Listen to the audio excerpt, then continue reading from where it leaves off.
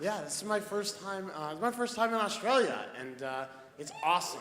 I have a job. I get to travel now. My first job before I did this, I worked at KFC. Yeah, thank you. I worked at KFC for 3 weeks, which is the longest anyone has ever worked at a KFC. I have a pension, and what you're supposed to do when someone walks into a KFC is say, "Can I help you?" The KFC that I worked at was in New York City's Penn Station, and I worked the 1 a.m. to 8 a.m. shift.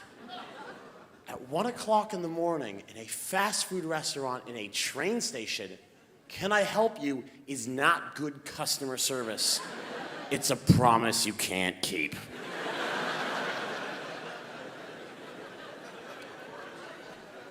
This woman came in once, and she was at least 350 pounds. And she, by the way, I'm sorry, I know you guys use kilograms. She was like a bazillion kilograms. Or it's harder in the UK because there they use like, that's right, there they use stones. So it had to be like, this woman came in, she was 4 boulders. And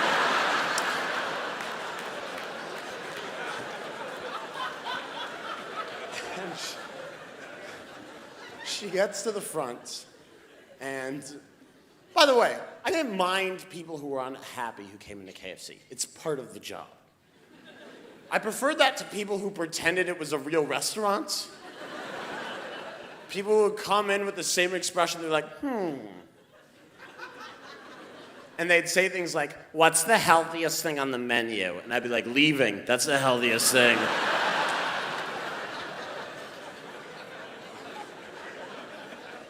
This woman came in once, enormous, this lady. And like, it's unhappy, but I'm used to unhappy people. I preferred them. But this one, she gets to the counter, and I said, "Can I help you?" She went, "I don't know, can you?" I was like, yeah, of course, we have chicken. And I was like, "What would you like to eat?" And she went, "I don't know." And I was like, "Well, what are you feeling?" Which is also the wrong question. Because she goes, "Well, I'm tired, and I'm homesick, and I miss my family. What do you think I should get, you little asshole?" And because I was like 17 and I had no other training and no other options, I was like, "If you miss your family, we have a family bucket you can get."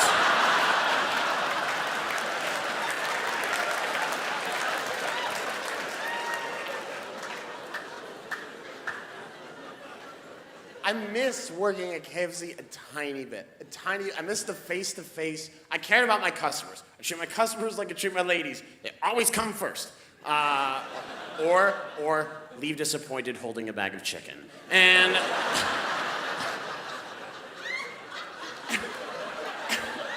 and it's weird because sometimes I get crappy customer service and I don't understand because like all of us have done bad jobs and sometimes you meet an unhappy person like, I got into a fight this summer in a vegan cupcake shop in East London. I walked in, I was really sweaty. I'd been jogging. It was summer, and I said to the guy behind the counter, I said, "Could I have a glass of tap water, please?" And he said, "We only sell cupcakes." And I said, "My middle name is David."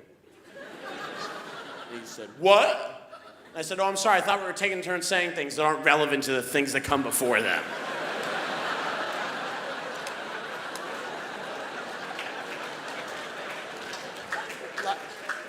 So like, I'll buy a cupcake, but I like a free glass of tap water. And the guy said, "We only sell cupcakes. That's our philosophy." I was like, I studied philosophy in college. No one ever mentioned cupcakes. The guy said, "We only sell cupcakes. Unless it's a cupcake or part of a cupcake." He explains they sell the top and the bottom of the cupcake individually, or the frosting as a shot. It's one of these places. Goes, "We only sell cupcakes. As long as it's a cupcake or part of a cupcake or a cupcake product, I can't help you." And he looks down like the conversation's done.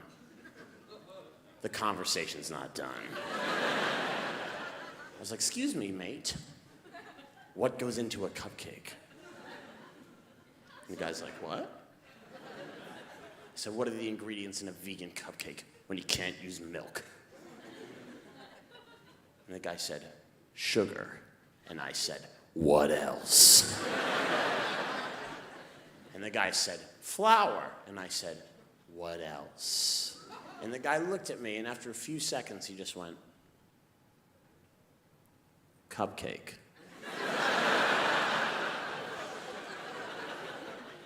Have you ever been in a situation and you feel yourself crossing the line from victim to lunatic? I'm leaning against the counter in a vegan cupcake place in London, and I'm screaming at someone, I'm not leaving here until I get a glass of tap water. And the manager comes out. He's like, is there a problem? Like, you bet your butt there's a problem. Your employee. And he cuts me off and he goes, that's not an employee. And I was like, he doesn't work here? And he goes, he works here. We just don't call them employees.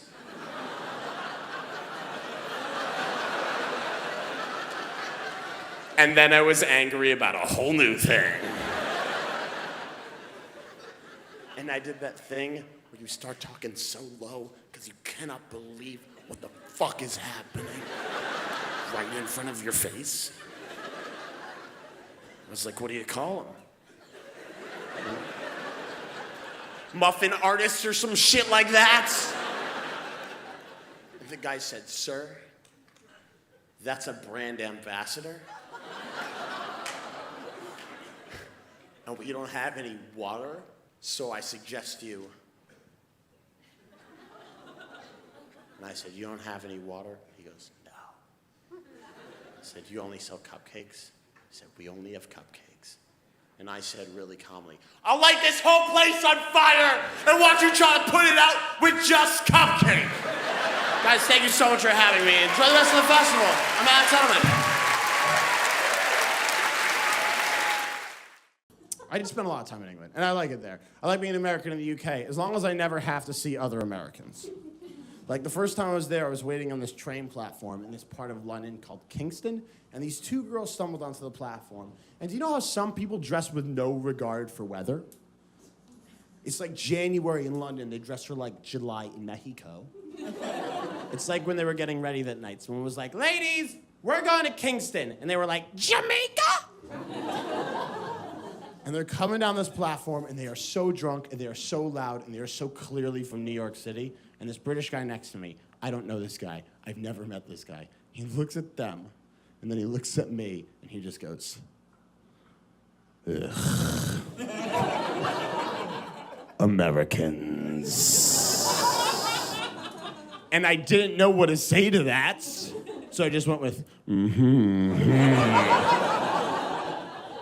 And they're coming down this platform, and I'm praying, like, please don't notice me. And they're hunched over from the cold, and they're saying things like, it's freezing outside. And they stop right in front of me, and for a second, I was like, fuck, they can smell it. And then I realized I'm wearing a New York University hoodie, and I'm like, oh. Because it's very Jurassic Park, because they're like, huh? I'm like, clever girls. And one of them, very subtly, just goes, you're from New York City! We're from New York City! Where in New York are you from? And the British guy just goes, are you? And instead of handling it like an adult, I panicked, because everyone's staring at me. I'm not proud of this. I panicked, and I just went,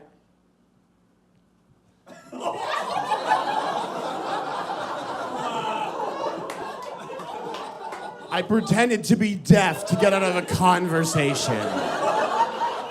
And everyone backed off except for one of the girls who mistook, I'm sorry, I'm deaf, for, hey, I can't hear you, yell at me. And she starts screaming, where are you from in New York? Where are you from? And then she figures out what's going on because her friend keeps tapping her. And she goes, oh, no way, you're deaf? And I nod, and she goes, I'm really sorry you're deaf! And I was offended as a fake deaf person. And they walk away, and that British guy is just so angry. You can see he's got like a vein right here, and he looks at them, and then he looks at me. Because in his mind, what's just happened is one jerk American has been a jerk to a nice, deaf British boy. And he just goes, and I really wanted to say something, but I held my tongue. And then after a minute, he looks at me, and he just goes, I can't believe you got away with that.